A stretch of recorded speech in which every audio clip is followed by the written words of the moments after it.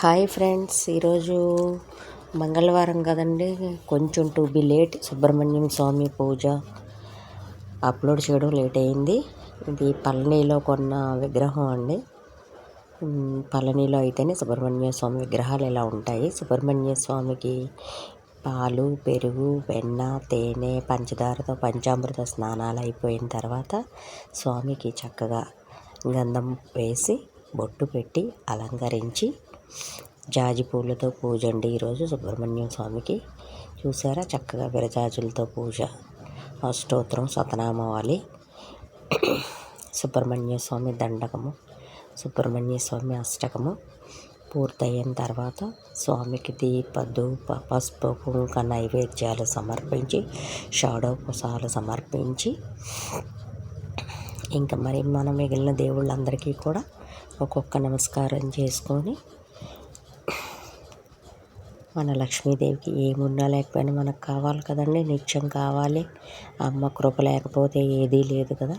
అలానే అమ్మవారికి దీపము, ధూపము, పసుపు కుంకుమ నైవేద్యము, ఒక మంత్రజపము, ఒక స్తోత్రము అయిపోయిన తర్వాత విఘ్నేశ్వరుడికి అయిపోయిన తర్వాత మనం ఈరోజు సుబ్రహ్మణ్య స్వామికి పెట్టి నైవేద్యం ఏంటనుకుంటున్నారండి? బొబ్బాసి పండండి, యాపిల్ బొబ్బాసి. అవి పెట్టాలని కాదు, నాకు ఈ బెంగళూరులో అవి ఈజీగా అందుబాటులో దొరికినాయి. వాటికి నైవేద్యంగా తీసుకున్నానండి.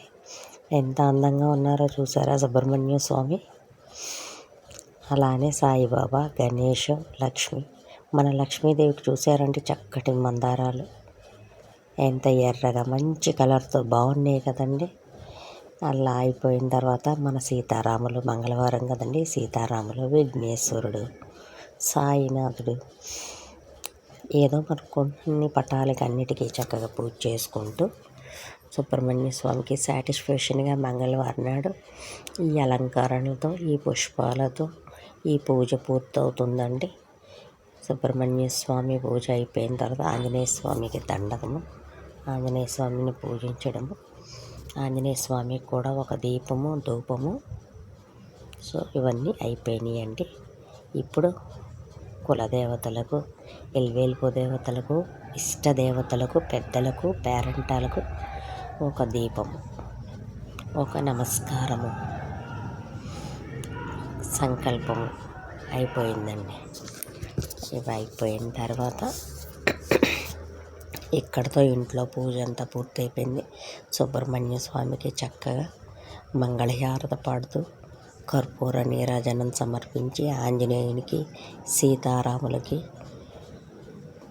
అందరికీ కర్పూరాన్ని ఇచ్చి చివరి ఘట్టంగా కర్పూర నీరాజనాన్ని సమర్పించి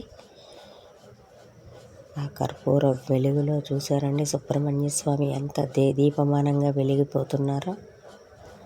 చక్కటి చెట్టుకు పూసిన జాజి పూలతో స్వామికి అలంకరిస్తే స్వామి ఎంత అందంగా ఉన్నారో.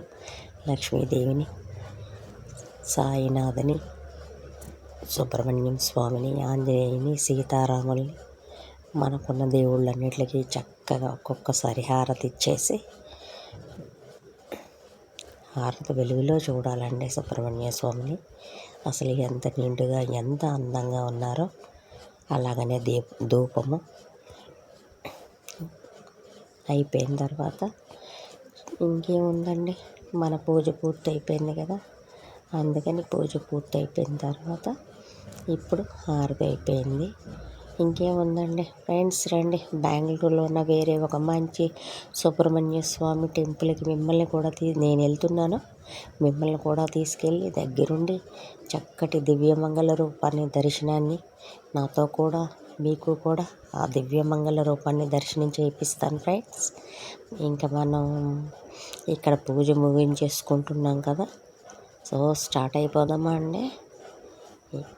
ఇక్కడ సుబ్రహ్మణ్యుడు అయిపోయాడు. ఇప్పుడు మనం గుడిలో సుబ్రహ్మణ్య స్వామిని కూడా, బెంగళూరులో సుబ్రహ్మణ్య స్వామి టెంపుల్స్ చాలా ఎక్కువ ఉంటాయి ఫ్రెండ్స్. చాలా అంటే చాలా ఎక్కువ అండి.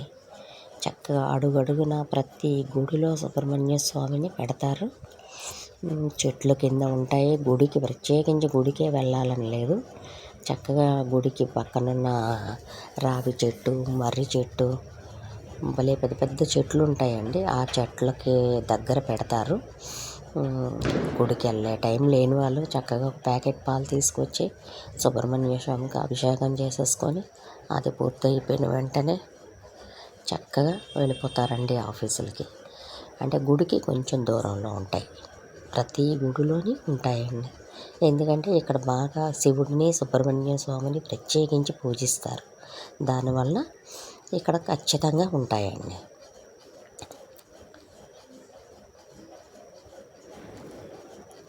చూసేసారా అండి లక్ష్మీదేవిని, చక్కటి లక్ష్మీదేవి అమ్మవారి అలంకారాన్ని, సాయినాథుని, లక్ష్మీదేవిని, అమ్మవార్లని, మంగళవారం కదండి, సీతారాముల్ని.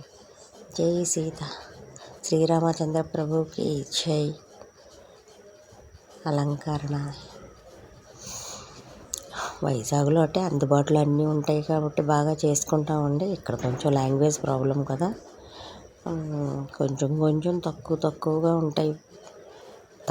ఉంటాయి కానీ భగవంతుడికి పెట్టే పూజలో మాత్రం తక్కువైతే కాదండి. మనసా వాచా కర్మణ చక్కగా చేసుకుంటాము. ఫ్రెండ్స్ చూసారా, సుబ్రహ్మణ్యం స్వామికి అన్నీ వేసాము. అలంకారంలో ఎంత అందంగా, ఎంత దేదీపమానంగా వెలిగిపోతున్నారో స్వామి. చక్కగా ఇదే పూజ పొద్దున్న, చక్కగా సాయంత్రం కూడా ఒక దీపం పెట్టుకొని స్వామివారికి చక్కగా దండం పెట్టుకొని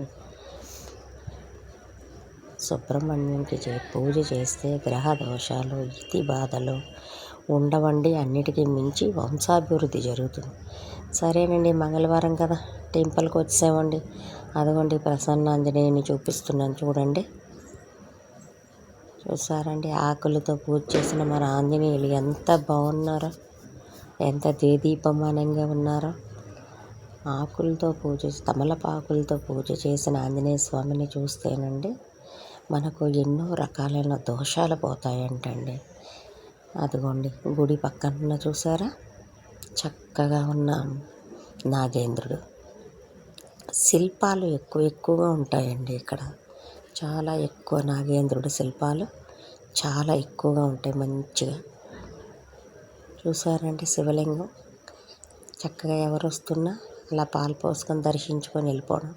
ఇదిగోండి నాగసర్పాలు, దోషాలు ఏవి లేకుండా చక్కగా గ్రహ బాధలు, ఇతి బాధలు లేకుండా చక్కగా నిత్యం పూజిస్తారండి ఇక్కడ. అలానే వీళ్ళు గ్రామదేవతలు అండి, అమ్మవార్లు నాగదేవతలు ప్లస్ గ్రామదేవతలు. గ్రామానికి కాపలా కాసే దేవతలండి వీళ్ళకి కూడా పొద్దున్నే చక్కగా అభిషేకాలు చేసి అలంకరణ చేసి చక్కగా దీపం ధూపం అన్నీ చూపించి పెడతారండి. ఇద్దరు అక్క చెల్లెళ్ళు. అసలు ఆ వస్త్రాలంకరణ చూడండి. అన్నిటికీ మించి అక్కడ పువ్వులు చాలానే బాగుంటాయండి. ఆ దండలు చాలా ఫ్రెష్గా 2-3 రోజులైనా కూడా అంతే ఫ్రెష్గా ఉంటాయి. మనకలాగా వాడిపోయేటట్టు ఉండవండి.